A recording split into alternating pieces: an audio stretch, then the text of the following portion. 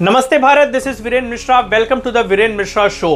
उत्तर प्रदेश के हाथरस में जो अभी रिसेंटली भगदड़ की घटना हमें देखने को मिली है, आई एम श्योर आपने उसके बारे में न्यूज में पढ़ा जरूर होगा, न्यूज में उसकी पूरी कवरेज आपने देखी जरूर होगी।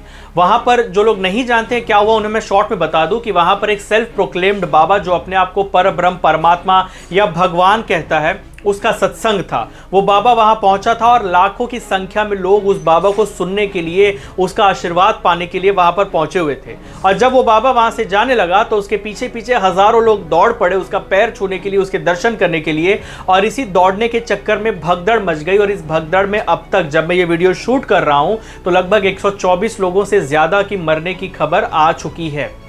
अब उन 124 लोगों का जो नुकसान हुआ उसकी तो भरपाई जिंदगी भर में आप चाहे जितना भी मुआवजा दे दे सरकार, की तो नहीं जा सकती। उन लोगों के घर में आज तो मातम का माहौल पसरा हुआ है, वो लोग रो रहे होंगे, शोक में होंगे। लेकिन दुर्भाग्य की बात है कि जो नेता इस समय हमारे देश में सत्ता में हैं और जो लोग विपक्ष में हैं, ये लोगों को, उन लोगों की फिक्र नहीं है। मुआवजा देकर तो सरकार तो बस अपना पल्ला झाड़ चुकी है, लेकिन यहाँ पर जो नेता हैं वो एक दूसरे पर इल्जाम लगाने से बाज नहीं आ रहे हैं। जो अपोजिशन के नेता हैं वो लोग सत्ता पक्ष का इस्तीफा मांग रहे हैं। वो कह रहे हैं कि इसी घटना पर इस्तीफा दे देना चाहिए इन्हें, ये गैर जिम्मेदार हैं, भीड़ को कंट्रोल करने की जिम्मेदारी सरकार की होती है। और सरकार कह रही है कि हम इस पर काम कर रहे हैं। जो नेता प्रतिपक्ष हैं, जो दूसरे ऑपोजिशन के लीडर्स हैं, वो इस बाबा के साथ ज्यादा दिखे थे, वो बाबा के साथ में दिखे थे और वो लोग इस चीज के जिम्मेदार है। इस तरह से एक दूसरे के ऊपर आरोप लगाना फिर एक बार शुरू हो चुका है। इस बीच में पिस कौन रहा है? जनता पिस रही है। वो जनता पिस रही है जिन जनता का इस्तेमाल सिर्फ और सिर्फ चुनाव के वक्त में होता है। एक चीज को गौर करिएगा आप लोग, यहां पर एक दूसरे पर आरोप लगाने में तो सारे के सारे लोग बहुत ही ज्यादा बिजी नजर आ रहे हैं, लेकिन किसी एक नेता ने भी इस चीज की डिमांड नहीं की कि उस बाबा को गिरफ्तार किया जाए।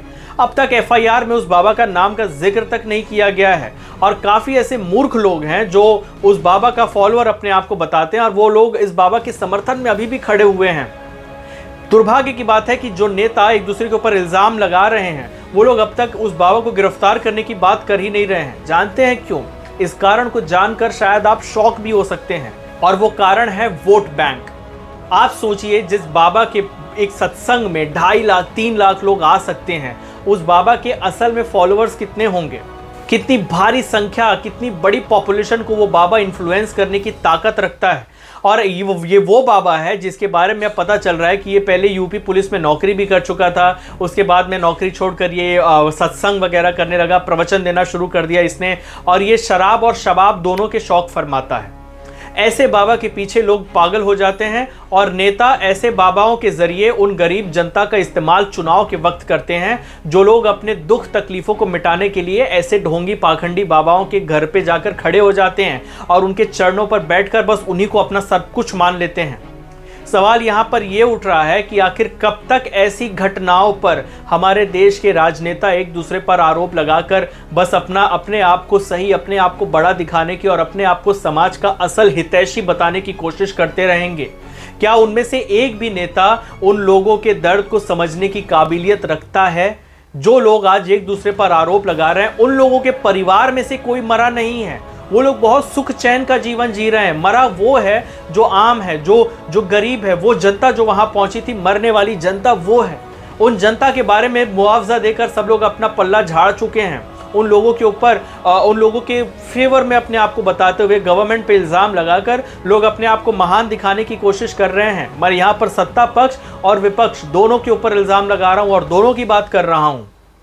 दोनों ही लोग इस बारे में सिर्फ जनता को भूलकर अपनी अपनी रोटियां सेकने में लगे हुए हैं। सवाल यहां ये उठता है कि आखिर ये हमारे देश में कब तक चलेगा?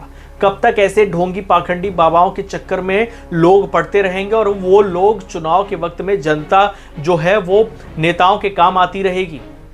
और चुनाव के बाद तो बस जनता को भूल जाना ये कोई नया बात नहीं है, ये पहले भी होता है, ये आगे भी होता रहेगा।